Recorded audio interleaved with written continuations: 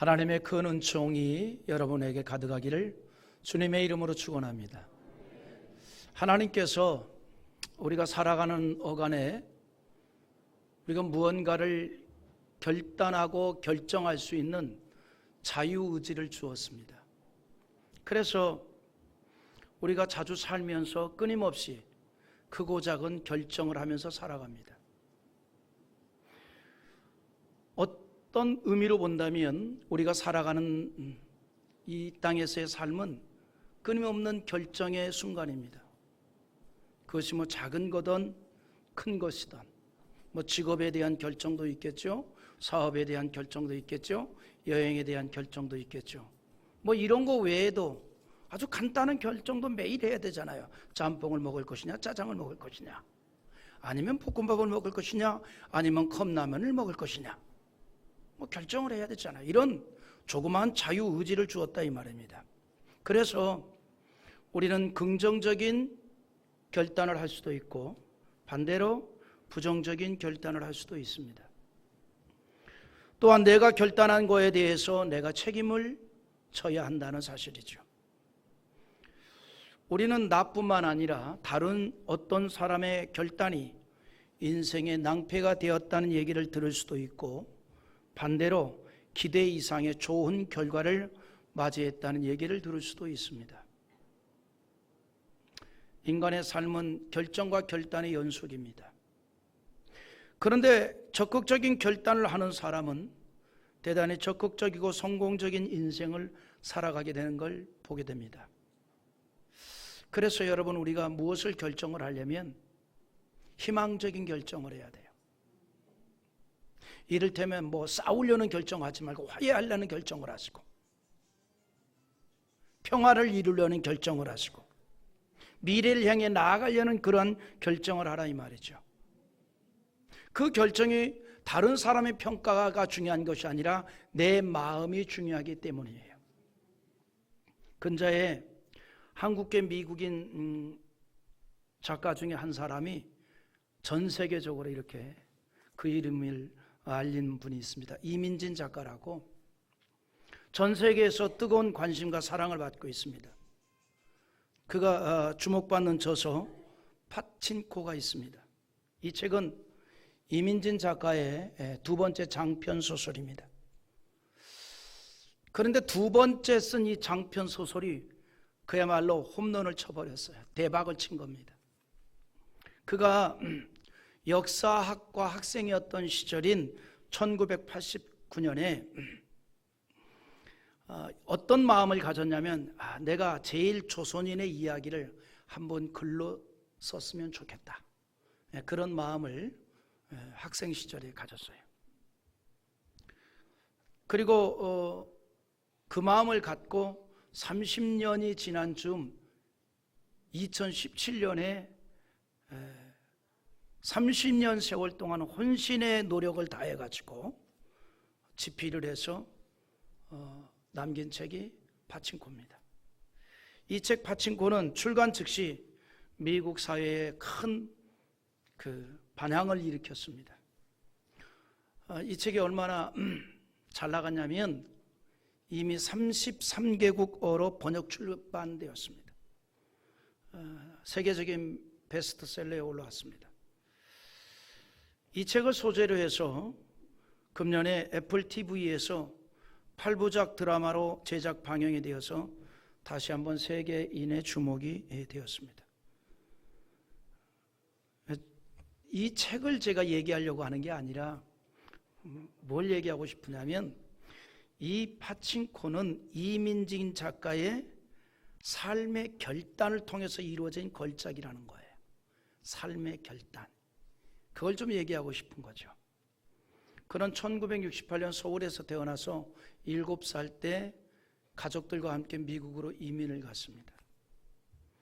그래서 공부를 열심히 했어요. 예일 대학교를 졸업을 하고 그리고 로스쿨을 합니다. 조지타운 대학에서 로스쿨을 마쳤습니다. 그래서 변호사로서 일을 하게 되죠. 그냥 그대로 먹고 살만해요. 명문 조지타운 로스쿨을 졸업했으니 뭐 그냥 먹고 살만하고 그럭저럭 뭐 괜찮은 뭐 길이 열립니다. 그런데 그 변호사 일을 그만뒀어요. 물론 개인적으로 건강 문제가 있어서 그만두기도 했지만 변호사 일을 하면서도 항상 마음 한켠에 내가 작가가 돼야 되는데 이 법률 서적을 뒤적이고 있는 게 나한테는 안 맞는다 생각을 했어요. 그래서 가감하게 변호사를 접었습니다. 사람들이 뭐라 그랬겠죠. 아니 왜 잘 나가는 변호사를 그만두고 그 무명 작가가 되려고 하느냐. 결단을 내렸어요. 그래서 열심히 이제 작가로서의 글을 쓰게 됩니다.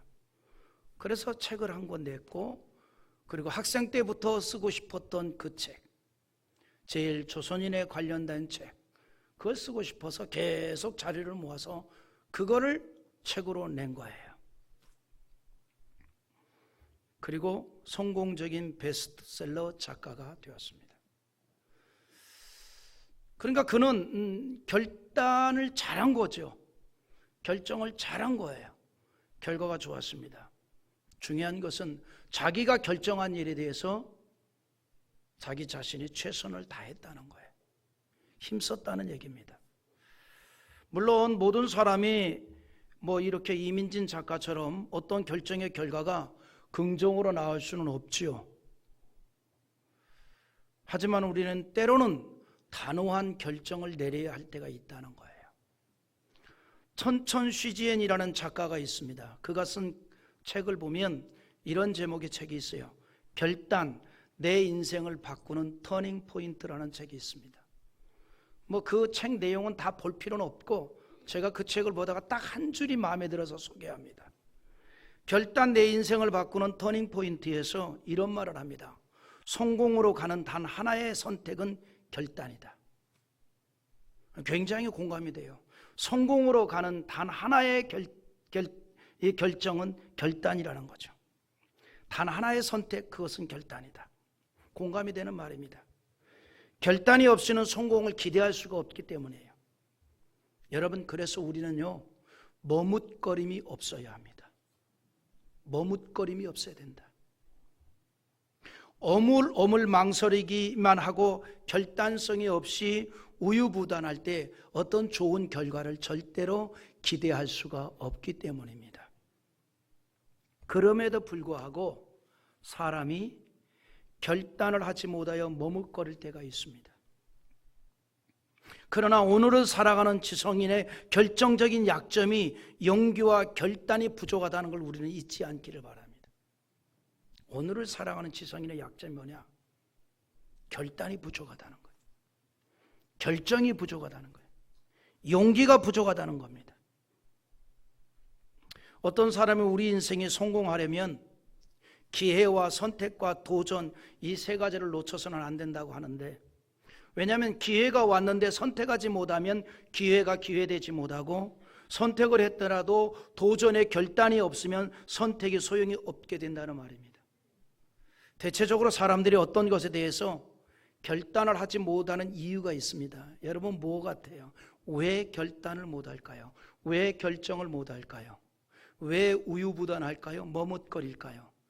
제가 생각해 볼 때 세 가지 원인이 있는 것 같아요. 첫째는 욕심이 작용하기 때문입니다. 여러분, 사람이 욕심이 많으면요, 쉽게 결정을 못 내려요. 하나님이 우리에게 주신 삶의 법칙이 뭐냐면요, 하나를 얻으면 하나를 잃도록 되어 있습니다. 이게 세상의 이치예요. 그런데 둘 다 가지려고 하니 결단을 못하는 거예요. 우리 인간의 심리는 어떤 심리가 있냐면 이런 심리가 있습니다. 비유가 적절할지 모르겠습니다만, 꽁도 먹고 알도 먹고 둥지터로 불 떼고 재는 걸음으로 쓰려는 심리가 있어요.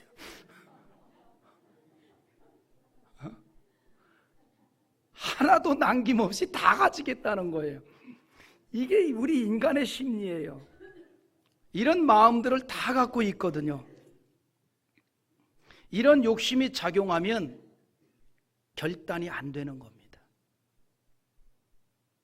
둘째는 생각이 너무 많아서 결단을 못하는 거죠. 사람이요, 너무 많이 알게 되면요, 쉽게 결정하는 일에 어려움이 있습니다. 너무 많이 아니까. 그래, 그런 쉬운 말도 있잖아요. 무식한 사람이 용감하다고. 모르니까 용감해지는 거예요. 알면 용감해지지 못하는 거죠. 더 조심성이 생기죠. 그래서 세상을 오래 산 사람보다는 아직 경험이 미숙한 사람이 결단과 결정도 쉽게 하잖아요. 아무래도 인생을 오래 살다 보니까 조심성이 많아지잖아요. 그래서 나이 든 사람들은 경험에서 이루어진 생각이 많다 보니 어떤 것을 쉽게 결단하지 못할 때가 있다는 거죠. 일반적으로 다 그렇지 않아요? 네?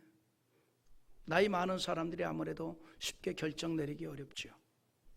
세 번째는요, 왜 우리가 결단과 결정하지 못하냐면 확신을 하지 못하기 때문입니다. 확신을 못하니 머뭇거리고 결단을 하지 못하고 선택을 하지 못하게 되는 겁니다. 확신을 하게 되면 결단하게 되죠. 확신을 못하니까. 바울 사도는 예수님에 대해서 확신을 했기 때문에 자신의 모든 것을 다 배설물로 여기고 오직 예수님만 붙잡고 일생을 주를 위해서 살아갈 수 있었습니다. 그리고 그 삶에 대해서 후회함이 없었다는 거죠. 후회하지 않았어요. 결단을 할 때에 그에 따른 열매가 있습니다. 아브라함이 하나님의 부름을 받았을 때에 믿음으로 결단을 하고 말씀을 쫓아갈 때에 믿음의 조상이 되었습니다. 아브라함은 처음 부름을 받았을 때부터 하나님에 대한 철저한 믿음이 있었어요. 하나님의 말씀에 대한 확신이 있었던 겁니다.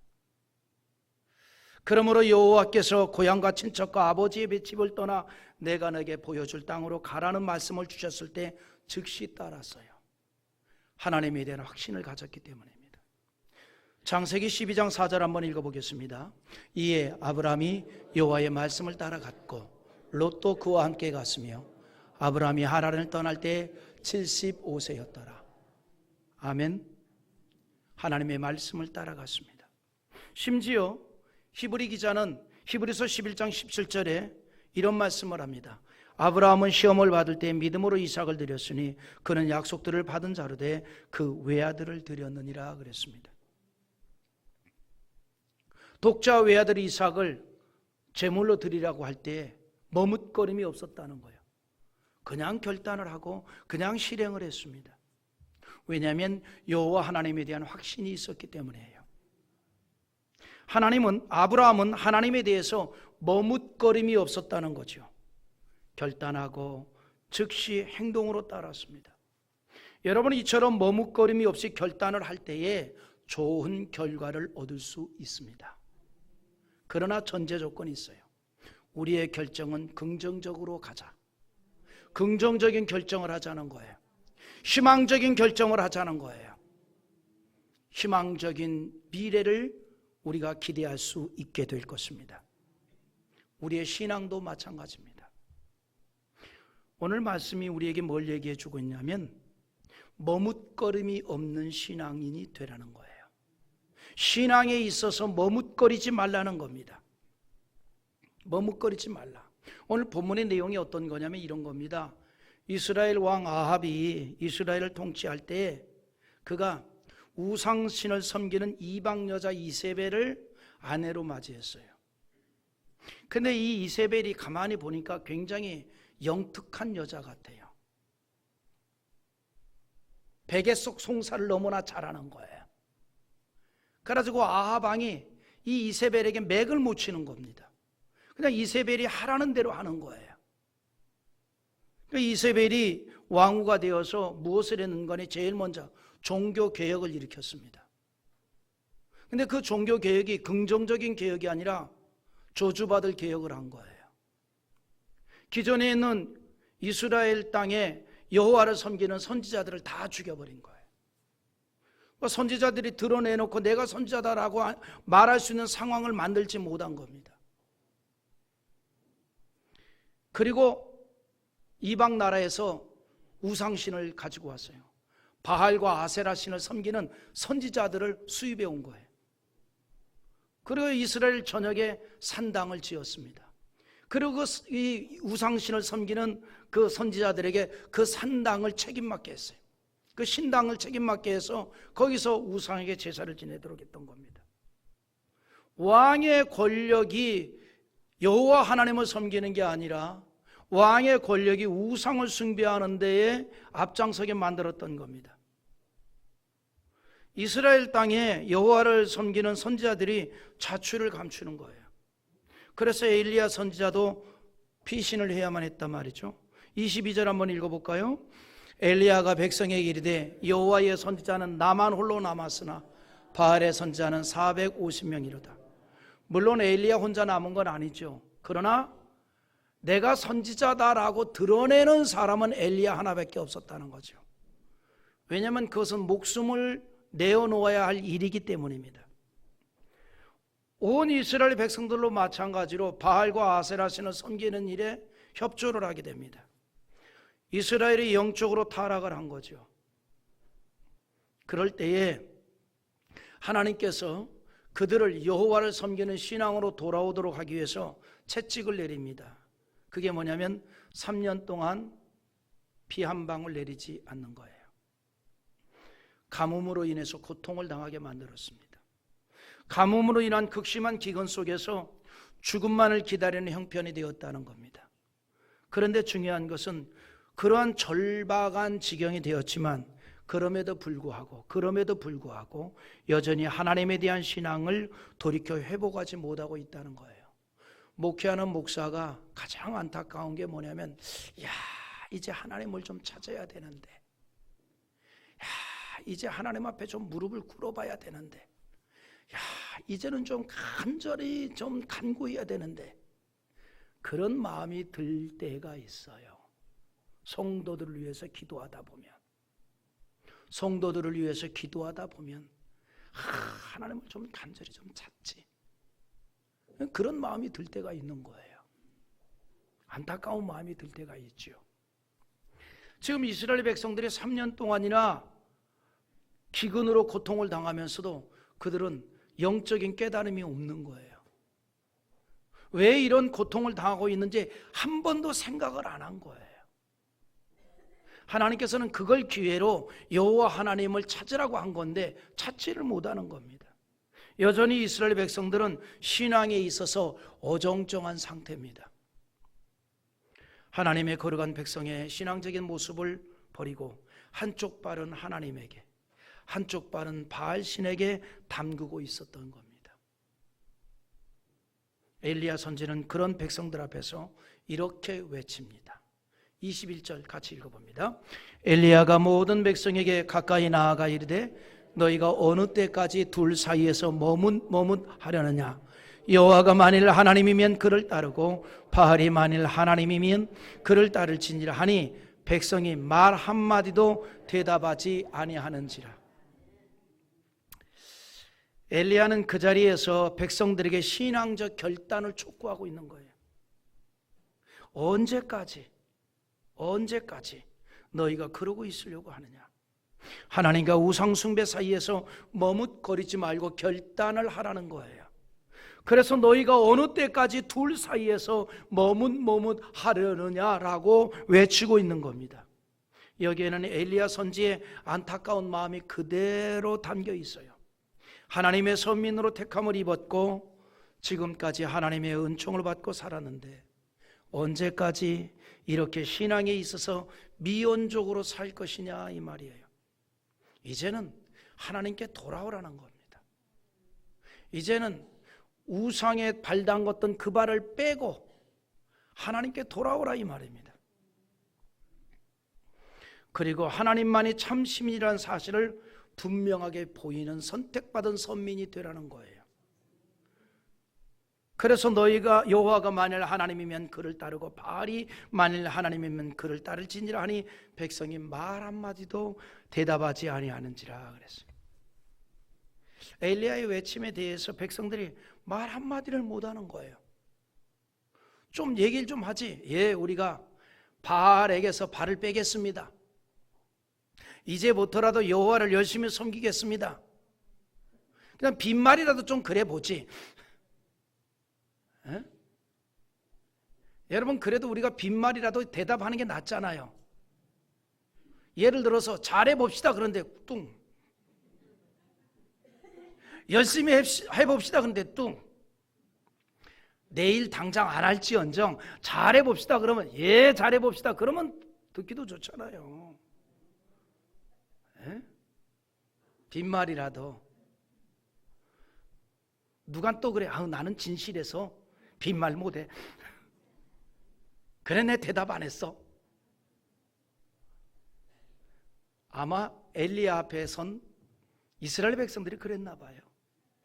아무도 대답을 안 하는 겁니다.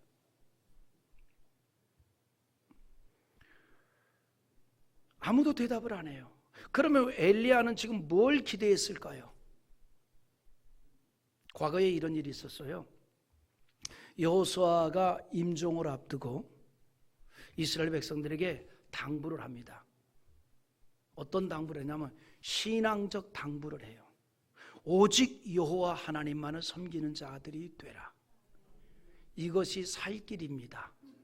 그걸 당부를 해요. 여호수아 24장 14절인데 한번 같이 보겠습니다. 그러므로 이제는 여호와를 경외하며 온전함과 진실함으로 그를 섬기라. 너희의 조상들이 강 저쪽과 애굽에서 섬기던 신들을 치워버리고 여호와만 섬기라. 애굽에서 섬기던 신들을 치워버리라는 거예요. 여기 치워버리라는 게 뭐예요? 버리라는 겁니다. 뭘 버리듯이? 쓰레기를 버리듯이. 어떤 쓰레기? 음식물 쓰레기 버리듯이. 그러면 실감이 납니까? 여러분, 음식물 쓰레기 버리면서 미련이 남아요? 음식물 쓰레기 탁 뚜껑 탁 버리면서 딱 덮고 나서 잘못 버렸나? 아무도 그러는 사람 없어요. 여기 치워버리라는 말은 그냥 쓰레기를 버리듯이 그냥 버리라는 거예요. 오직 여호와 하나님만을 섬기고 우상 숭배를 그렇게 버려버리라 이 말입니다. 할렐루야. 그때 이스라엘 백성들이 뭐라고 대답하냐면 이렇게 대답합니다. 오직 여호와 하나님만을 섬기겠습니다. 여호수아서 24장 16절 한번 우리 같이 읽어봅니다. 백성이 대답하여 이르되 우리가 결단코 여호와를 버리고 다른 신들을 섬기지 아니하오리니. 할렐루야. 다른 신기를 섬기지 않겠다는 거예요. 오직 하나님만을 섬겨야 되겠다는 거예요. 지금요, 엘리야는 이스라엘 백성들에게 이런 대답을 듣고 싶었던 거예요. 너희가 어느 때까지 이렇게 여호와와 우상 숭배 사이에서 머뭇머뭇하려고 하느냐. 이제는 바알에서 발을 빼고 오직 하나님만을 섬기는 자가 되어야 되지 않겠습니까? 라고 할 때에 우리가 그렇게 하겠나이다 라고 하는 이런 대답을 기대했던 거예요. 그런데 백성들이 한마디 대답이 없습니다. 그냥 침묵을 하고 있어요. 그냥 침묵하고 있어요. 그 이유도 있지요. 있습니다. 눈에 보이지 않는 하나님보다 눈에 보이는 아합 왕이 두려웠던 거예요. 할렐루야. 여러분, 다 이유가 있어요. 이렇게 은혜로운 가운데 은혜 받는 성도도 있고 이 은혜로운 가운데 주무시는 분들도 있고. 근데 저는 절대 주무시는 분 깨우라고 말하지 않아요. 왜냐하면 이런 오해를 할 수가 있어. 잠은 지가 재워놓고 왜 남보러 깨우라 그래.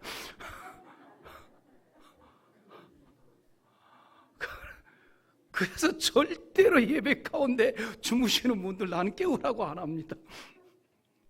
오해할까 봐. 하나님을 향하는 신앙으로 돌아오라 라고 하는 엘리야의 외침을 들으면서도 아합 왕이 두려웠던 거죠. 아합 왕이 두려워서 아무 말도 못하고 있는 겁니다. 지금 이스라엘 백성들에게는요, 하나님의 능력보다 아합 왕의 권력이 더 크게 느꼈던 거예요. 더 크게 느낀 것이 아니라 그렇게 여겼습니다. 만일 하나님의 권세를 더 크게 여겼다면 하나님을 섬기겠다고 응답을 하였을 것입니다. 그러나 한마디 대답을 못하는 겁니다. 베드로와 요한이 유대의 종교 재판정에서 외쳤던 외침이 있습니다. 사도행전 4장 19절과 20절에서 한 말인데 한번 같이 보죠. 베드로와 요한이 대답하여 이르되 하나님 앞에서 너의 말을 듣는 것이 하나님의 말씀을 듣는 것보다 옳은가 판단하라. 우리는 보고 들은 것을 말하지 아니할 수 없다 하니. 할렐루야. 베드로와 요한은 유대인들에게 가장 권위가 있는 사내들인 공의회보다 하나님을 더 크게 보았습니다. 그러므로 재판정에서 하나님 앞에서 너의 말을 듣는 것이 하나님의 말씀을 듣는 것보다 옳은가 판단하기 바랍니다 라고 말했습니다. 지금 이스라엘 백성들은 요한계시록에 나오는 라오디게아 교회 성도들처럼 하나님에 대한 신앙이 매우 미온적입니다. 요한계시록 3장 16절에 너가 이같이 미지근하여 뜨겁지도 아니하고 차지도 아니하면 입에서 너를 토하여 버리려라고 하였는데 지금 이스라엘 백성들이 그런 형편이라 이 말입니다. 라오디게아 교회를 향하여 뜨겁든지 차갑든지 하라는 것은 신앙에 있어서 어정쩡하지 말고 결단을 하라는 겁니다. 분명히 하라는 거예요. 분명히 하자. 분명히 하자. 하나님의 말씀은 자주 포기와 선택을 말하고 있습니다. 거룩함을 선택하기 위해서 포기해야 할 것이 있다는 겁니다. 세상과 하나님을 우리가 겸하여 섬길 수 없습니다. 뭐라고 얘기합니까? 주께서 이렇게 말씀합니다. 마태복음 6장 24절인데 같이 봅니다. 한 사람이 두 주인을 섬기지 못할 것이니 혹 이를 미워하고 저를 사랑하거나 혹 이를 중히 여기고 저를 경히 여김이라. 너희가 하나님과 재물을 겸하여 섬기지 못하느니라. 또 있습니다. 누가복음 16장 13절에서도 집 하인이 두 주인을 섬길 수 없나니 혹 이를 미워하고 저를 사랑하거나 혹 이를 중히 여기고 저를 경히 여길 것임이라. 너희는 하나님과 재물을 겸하여 섬길 수 없느니라. 오늘 여러분, 우리가 하나님과 재물을 같이 못 섬깁니다. 하나님과 세상을 함께 섬길 수가 없습니다. 둘 중에 하나입니다. 우리는 끊임없이 우리의 신앙을 위해서 선택과 포기를 통한 결단이 있어야 합니다. 선택을 결정하는 용기와 포기하는 용기는 동시에 이루어지는 거예요. 여러분, 포기도 용기예요. 선택도 용기입니다. 그러나 선택하기 위해서는 포기가 있어야 된다는 거죠. 그거를 통해서 우리는 추진력을 얻게 되는 거예요. 어떤 추진력? 앞으로 나아가는 추진력을 얻게 되는 겁니다. 선택과 포기를 통해 미래를 향한 힘찬 발걸음을 내릴 수가 있는 겁니다. 우리의 신앙이 바로 그런 거예요. 여호와 하나님을 더 많이 선택하기 위해서는 우리가 더 많이 포기해야 될 것들이 있다는 겁니다. 그것이 포기될수록 더 하나님을 향하게 되는 거예요. 그래서 아예 바울 사도는 자기의 모든 것을 다 포기했습니다. 배설물로 여겨버렸습니다. 그러니까 전적으로 하나님만을 향할 수가 있게 됐던 거예요. 머뭇거림이 없었다는 겁니다. 여러분, 우리가 소돔과 고모라가 멸망한 사건을 기억하죠? 그런데 소돔과 고모라가 멸망할 때 그 소돔과 고모라를 잊지 못하여서 아쉬움으로 돌아보다가 소돔 기둥이 되었던 롯의 아내를 우리는 기억합니다. 창세기 19장 26절에 보니 롯의 아내는 뒤를 돌아보았으므로 소금 기둥이 되었도다 그랬어요. 롯의 아내는 그곳을, 하나님께서 버린 그곳을 잊지 못한 겁니다. 인간적인 미련이 남아있는 거예요. 그곳에 있는 물질이 그의 마음을 붙잡고 있었던 겁니다. 하나님의 말씀에 대한 절대적인 신뢰를 하지 못한 거예요. 결단하지 못한 겁니다. 여러분, 우리 신앙도 때로는 포기와 결단이 필요합니다. 하나님의 말씀에 대한 확신을 가졌다면 그 말씀을 의지하고 나아가는 그러한 결단이 필요하다는 겁니다. 지금 이스라엘 백성들, 그들은 하나님을 향한 신앙이 미온적이었습니다. 눈치를 보기에 급급했어요. 물론 그렇게 될 수밖에 없는 현실적인 이유가 있지요. 핑계댈 수 있는 근거도 있습니다. 여러분, 우리가 참 귀한 건요, 살아가면서 핑계댈 거리들이 있다는 게 귀한 거예요. 핑계댈 게 있어요. 신앙생활 안 되는 것도 다 핑계거리가 있습니다. 믿음 생활 안 되는 것도 다 핑계거리가 있어요. 핑계거리 만들어 오면요, 한 100가지는 만들어 올 거예요. 하긴 뭐 누가 그럽니다. 골프가 안 되는 이유는 101가지래. 신앙생활 안 되는 이유를 만들어내면요, 참 많아요. 당시에 이스라엘 백성들이 상황이 전적으로 하나님을 섬길 수 없는 상황이었죠. 하나님께 하소연했던 엘리야를 통해서 당시 상황을 다시 한번 우리가 짐작해 보는데, 열왕기상 19장 10절 한번 읽어봅니다. 같이 봅니다. 그가 대답하되 내가 만군의 하나님 여호와께 열심히 유별하오니 이는 이스라엘 자손이 주의 언약을 버리고 주의 제단을 헐며 칼로 주의 선지자들을 죽였으며 오직 나만 남았거늘 그들이 내 생명을 찾아 빼앗으려 하나이다. 말씀드린 대로 당시 상황이 드러내놓고 하나님을 섬길 수 있는 형편이 아니었습니다. 그러므로 하나님 편에 선다는 것은 죽음도 각오를 해야만 하는 상황입니다. 하지만 그럼에도 불구하고 엘리야는 이스라엘 백성들을 향해서 뭐라고 얘기합니까? 너희가 어느 때까지 머뭇머 하려느냐? 이제는 하나님을 향하는 자가 되라, 이렇게 말합니다. 이 말은 어떻게 보면요, 죽으라는 얘기예요. 잘못하면 죽음을 당할 수 있습니다. 그런데 죽음을 당할지라도 하나님을 선택하라, 이렇게 말합니다. 바알을 섬기는 흉내를 버리고 여호와를 섬기는 신앙을 회복하라는 거예요. 그 일을 위해서 제일 먼저 이렇게 요구합니다. 내게 가까이 오라. 내게 가까이 오라. 엘리야에게 가까이 오라. 우리 30절 읽어봅니다. 30절, 엘리야가 모든 백성을 향하여 이르되 내게로 가까이 오라. 백성이 그에게 가까이 가매 그가 무너진 여호와의 제단을 수축하되. 엘리야에게 가까이 하라는 거예요. 물론 말씀드린 대로 그 일이 쉬운 일이 아닙니다. 아합 왕이 선지자를 죽이는 시절입니다. 그런데 엘리야에게 가까이 하라는 거예요. 그리고 방치되고 무너진 여호와의 제단을 다시 세우자는 겁니다. 이 말은 여호와를 향한 신앙을 회복하자는 얘기입니다. 그런데 놀라운 일이 일어납니다. 지금까지 아합 왕이 두려워서 하나님에 대한 신앙을 드러내지 못하고 머뭇거리고 있던 이스라엘 백성들이 엘리야에게 가까이 합니다. 엘리야만 가까이 하는 게 아니에요. 함께 제단을 세우고 그곳에 제물을 드리고 하나님을 섬기는 거예요. 비로소 그들의 신앙이 머뭇거림이 아니라 온전히 하나님을 향하는 신앙으로 회복이 되었다는 겁니다. 엘리야와 함께 무너진 제단을 다시 세우고 번제물을 드렸는데 이것은 그들의 신앙이 회복됨을 보여주는 겁니다. 여러분, 말씀드린 대로 가뭄으로 인해서 먹을 것이 없는 시절이에요. 그런데 그때에 번제물을 스스로 드립니다.